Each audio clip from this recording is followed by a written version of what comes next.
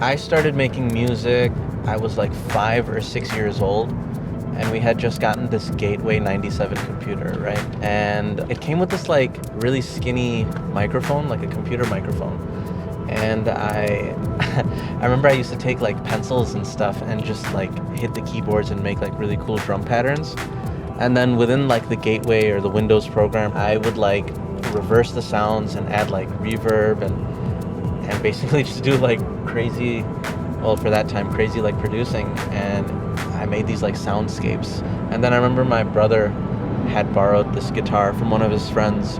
And so I would pluck on the strings and incorporate that into my like backward sounds and things like that. That was the first time I made music.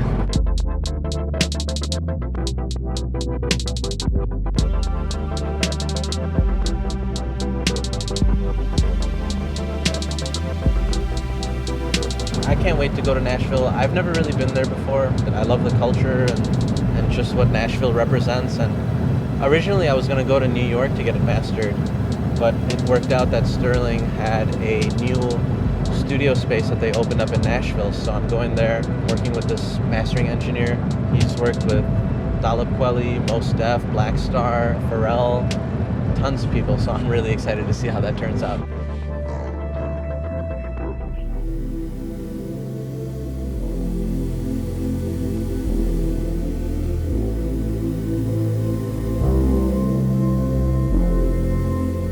I've been trying to make an album since I was 18 or 19, and I've been in college that whole time. And now finally, after being done with college and having some traumatic things happen to me, I was like, I gotta start doing what I want in life, especially at this age, 26. This is the age where people really start to settle down and just get comfortable in their careers and their lives. But for me, I'm like, I have to make my passion happen. I have to follow through on what I've always wanted to do ever since I got that Gateway 97 20 years ago.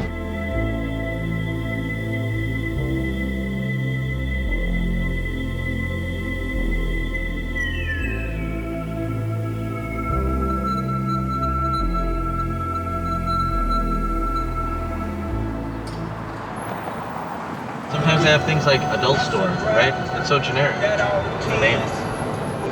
Or tattoos, you know what I mean? Shit like that. It is no advice. Where's the office at? Especially when it's your advice.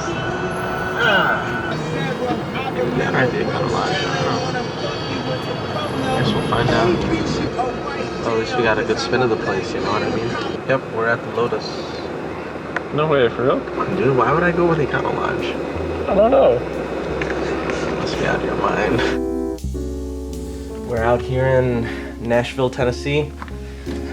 Beautiful, bright Nashville, Tennessee. We're about to get the album mastered. This is it, man. We're like 95% of the way there. After today, the album will be 100% done. So I'm really excited about that. Can't wait to check out the city and, I don't know, eat some hot chicken wings and stuff. Get some breakfast, huh? Let's get some breakfast.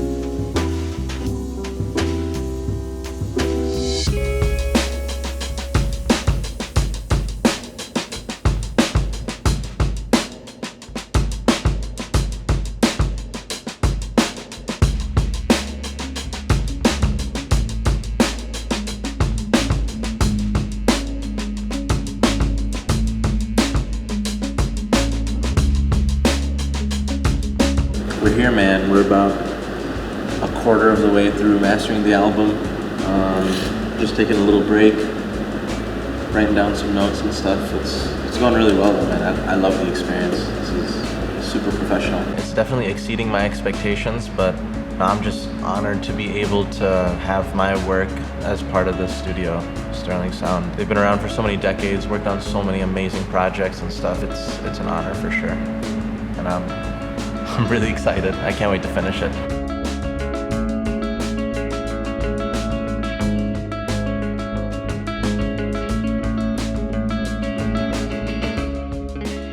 Mastering, I think, is very crucial. I think it's something that everybody should do, mostly just to get another person's perspective of your project, you know, to step back from it for a little bit, let somebody sit down and listen to it with fresh ears.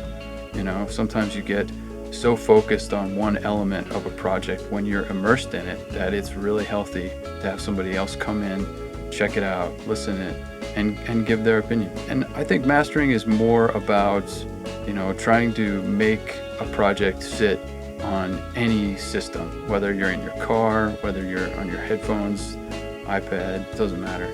I like this project a lot. I thought it was cool because it's very organic. And I like the flow. You have some quiet sections, instrumental sections. Then there's more of a straight ahead rap section where the lyrics are the main focus of the project. It's actually refreshing to master something that's dynamic like this project. My favorite part about this project is the different sections, the diversity of it, and, you know, the ups and downs.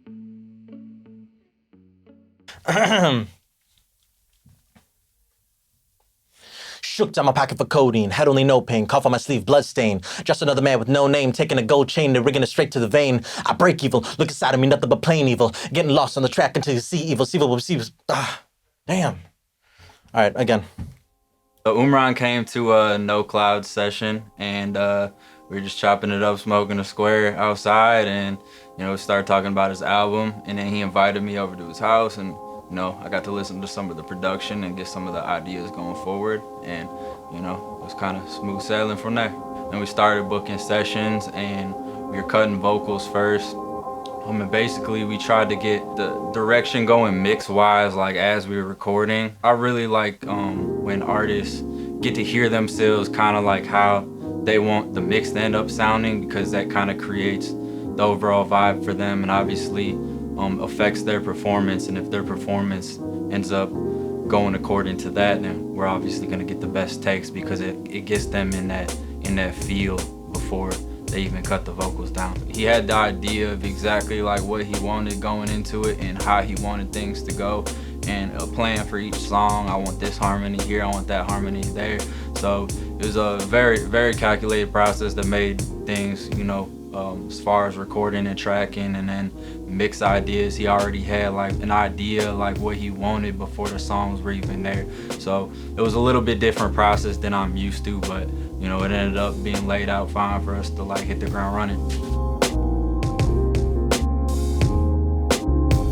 He knew exactly what he wanted, down to like, I want my, you know, reverb automated like this on this part. I think it was on Free. The drums kind of got like chaotic, and he wanted me to push the reverb like to the max. I'm like, man, you don't think this is getting? He's like, nah, that's what I like about it. So that's the cool thing sometimes too, is like you get somebody to kind of like push the boundaries on like what you think is right or wrong. And obviously when it comes down to like acoustics and engineering, there isn't necessarily like a clear-cut right or wrong. It's all what the song needs, and just an overall feeling and vibe. So it's like, even though it sounded like super cloudy and chaotic, at the end of the day, like, well, that's what he wanted you to feel.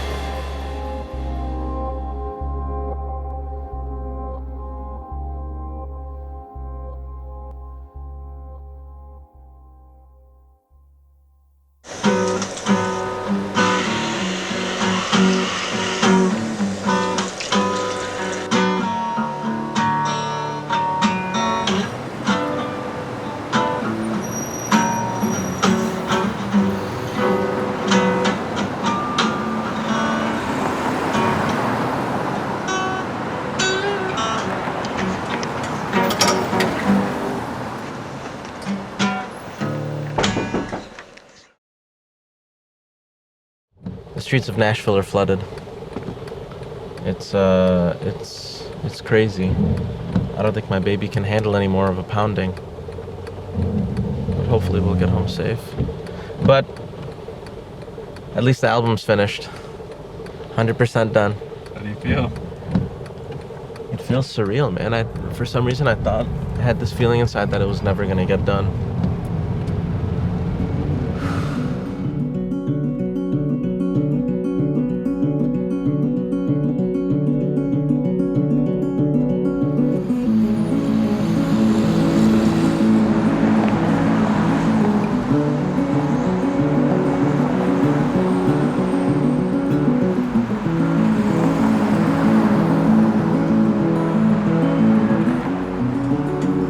Growing up, I spent a lot of time in nature, but not as much as an adult. I'm just really busy, always behind closed doors, studying or working or something. But when I get the chance, I like to come out and sit in the stillness, you know. I came here a few years ago. That was the birth of something beautiful, but it later came to be destructive and a tragedy. I cover it somewhat on my album, and I'm sure the listeners will be able to tell what it is, you know. But on to the next now, you know what I mean?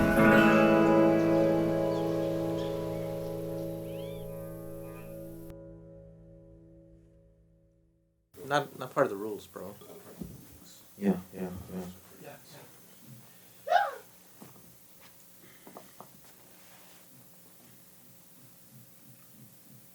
I'm things in a handle. I'm running inside of my mind now. Your time has come into a close. They listen to you close. Break your teeth and explode. They will never let go. Rip the worms from your nose. Open hands, cause we know don't you ever oppose. Give your family a show that they clean and compose. We see nothing opposed to prophetically. Should we live your propose? Life is hard and third close. I'm a live forever, my son. Listen now. We all are breaking through the window. Shadows all around your letter. And new gear into the cycle. Let's go right there. I don't know. Yeah, but I do like your hair. Thank you. Not as much as mine. I like your hair as well. It's straight. Not as much as mine, but yeah. Damn, why are you stealing my lines? Anyways, guys, this is Michael White. Introduce yourself, Michael White. My name is Michael White, baby. What do you do? I'm a musician and a DJ. I'm going to be DJing for this fella to the next to me. Uh-huh. On tour. Bismillah tour coming your way. Coming your way. We got some fire merch coming your way. Yo, Mike, what is your favorite song to perform live? Closer. Closer is definitely the fire track live. Okay. Because it hits the spot at the ending. I thought you were gonna say Shadows Are Glorious. Really? Just because, well, no, Shadows is like, intense. Shadows is real deal intense. It just goes really hard, you know what I mean? Yeah. What about as far as like favorite to listen to on the album? Like I say it all the time, bro. Who am I becoming? Is that spot.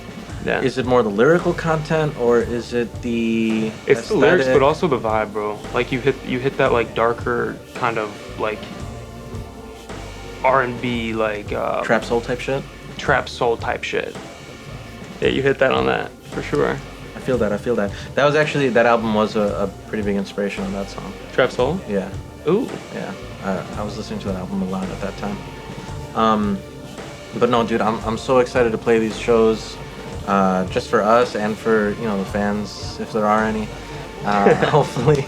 Hopefully we will expand out of the Midwest and be able to come to other cities and places to play for people, to spread this beautiful music, music I've put, you know, like all my heart and soul into.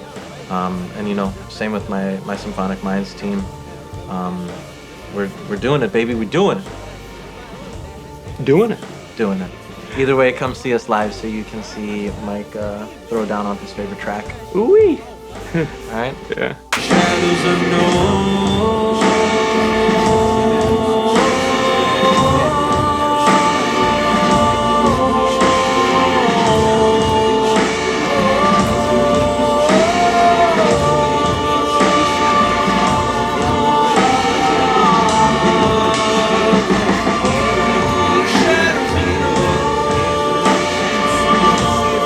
Shadows unknown.